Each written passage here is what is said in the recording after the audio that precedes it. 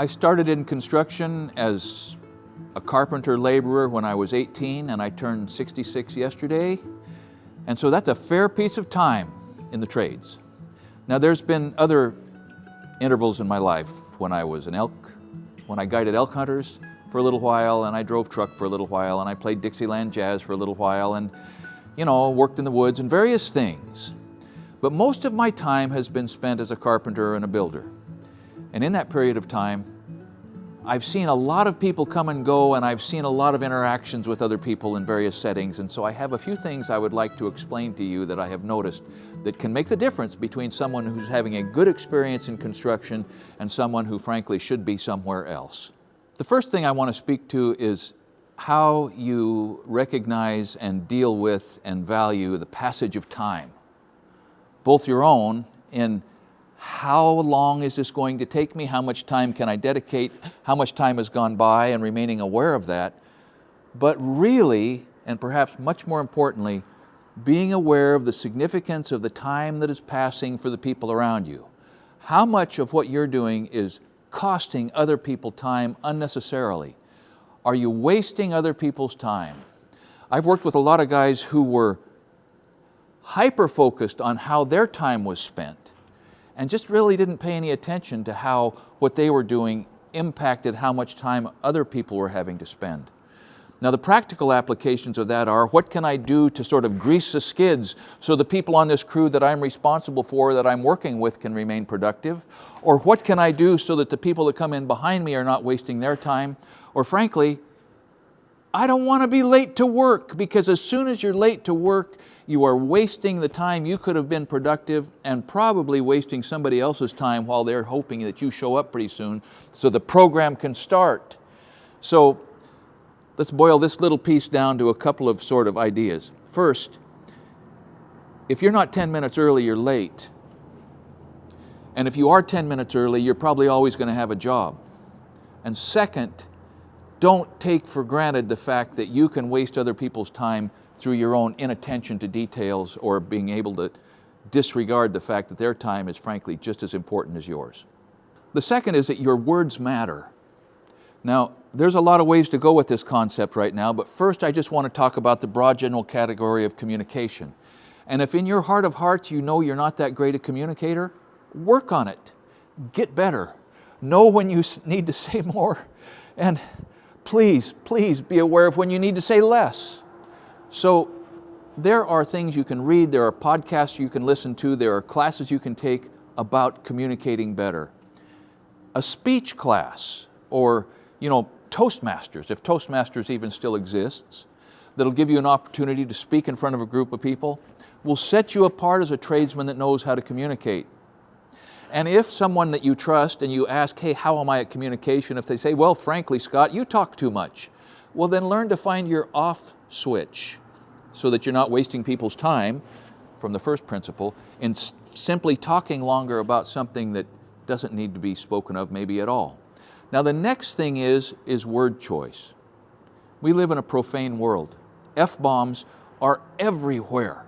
And right now, maybe you're just going to switch this off because that F-bomb is one of the adjectives that you use to be most descriptive. Well, let me throw this down. Profanity is a sign of a weak mind trying to be forceful. Not my quote, and I don't think I got it quite right anyhow. But if you're having to rely on profanity to make your points, you need to think more carefully about how to communicate in a more adult manner. Because it is the adults that get responsibility on the job sites. I don't mean to say that everyone needs to be conducting a Sunday school class on the job site, although there's nothing wrong with civilized conversation. But please don't just communicate the first time you open your mouth that you're a bum. Please learn to communicate the first time you open your mouth that you have some intelligence, and you intend to use the intelligence in the conversation, and it will not be long until that's recognized, because frankly, communication is one of the biggest job skills that you can bring to any job, including in the trades. Now there's another aspect to this. The power of encouragement. If it's a bad day, you're all in mud up to your hips, and somebody just made a big mistake, and the morale is low.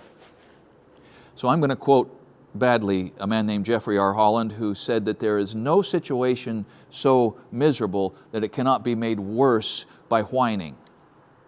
Okay, you will be amazed if you look around at the power that someone who has a rational, positive perspective, I'm not talking about Pollyanna, but someone who can emphasize what is best in a situation instead of what is worst will become a mentor to everyone. And it is a leader's characteristic that you can hold out sort of the goal and frame it in positive terms so that everybody can invest in getting to that point as quickly as they can. So your words matter, and don't take for granted that you already know how to speak, because frankly a lot of us don't. Own your mistakes. The world is full of people who are quite willing to pass the buck and dish off responsibility and take credit. Don't be one of those. And if you are one of those, get over it. Crow is best when it's eaten warm, right? And it's just not that bad. And you are going to find that if when you make a mistake, you raise your hand and say, yep, that was me, and then move forward, if they fire you for it, that's okay, because the fact that you owned your mistake means that you're interested in not making it the next time. And if you would have passed it off on someone else, it means that you didn't learn much and you're trying to get someone else to take the blame. And if they can't tell the difference, you don't want to work there anyway. So own your mistakes. Take responsibility for your actions. And people are going to be much more comfortable giving you recognition for your successes when they're not sort of reeling from the emotional damage of having to work with somebody who dodges responsibility for the mistakes they make. So I don't know if that's too subjective, but you can do worse than being known as someone who's willing to take responsibility. So everything I just said is sort of pointed to you as the person who's getting into the trades and is interested in advancing as quickly as you can.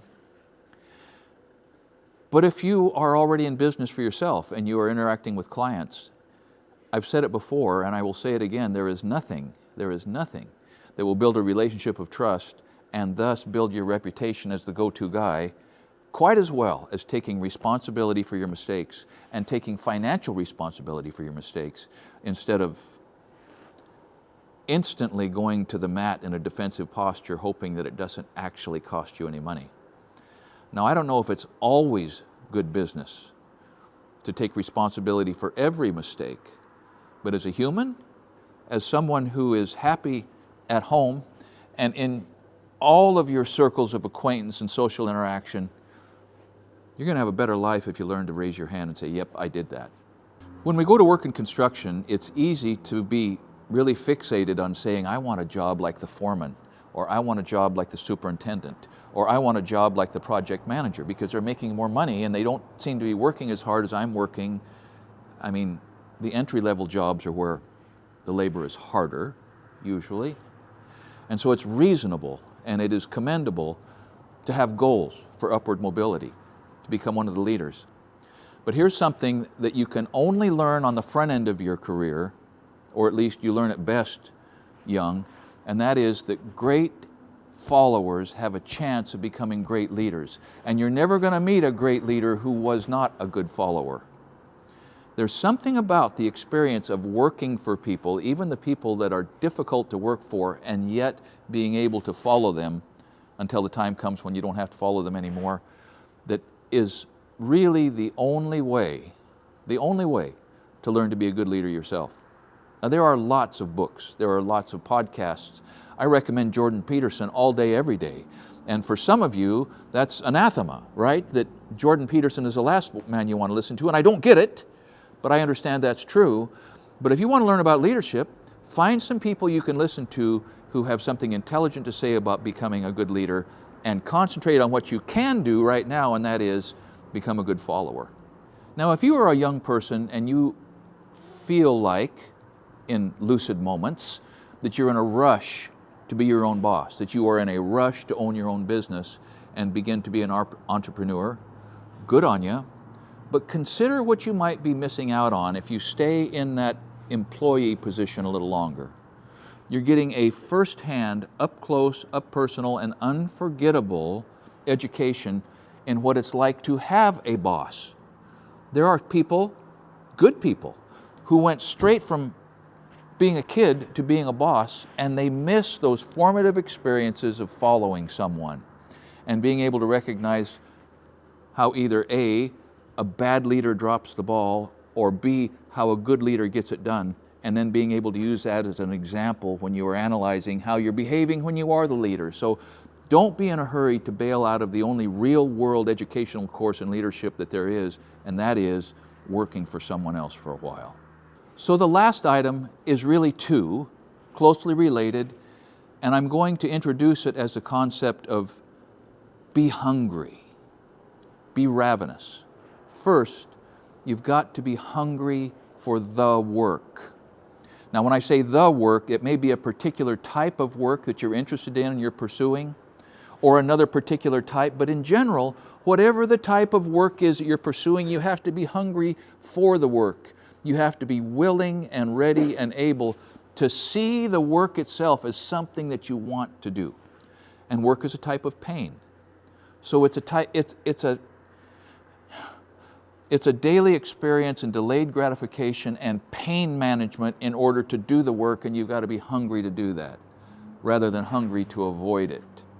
Because if you are one of the ordinary humans who finds himself sort of always on a quest to avoid work, all right, fine, be that guy. But if you want to be the guy that people just can't get by without, you've got to become hungry for the work. And then in order for that work to be effective, for you to be able to rise above the average, above mediocrity, above standard government issue, you have to be continually hungry for knowledge. You have to be curious. Don't let the years stomp the curiosity out of you. The whole cliche thing about being a lifetime learner is so true. You have to be profoundly unsatisfied if you're not learning something. Now, there has never been a time when there have been more avenues available for learning, or frankly, where learning is less expensive, he said. And I'm not talking about university. That's its own cost-benefit analysis that we may or may not dive into sometime. I'm just talking about what's available to you in settings like this, on YouTube and in podcasts and in the web's ability to disseminate all the knowledge there is everywhere. There's no excuse for remaining ignorant anymore. There's certainly no excuse for not remaining hungry and curious in order to become a more complete human. So, I mean, maybe you're thinking that you needed more hands-on trade skill, tool familiarity, recommendation for becoming, successful in the trades. That'll come later if you can get these personal attributes and characteristics down.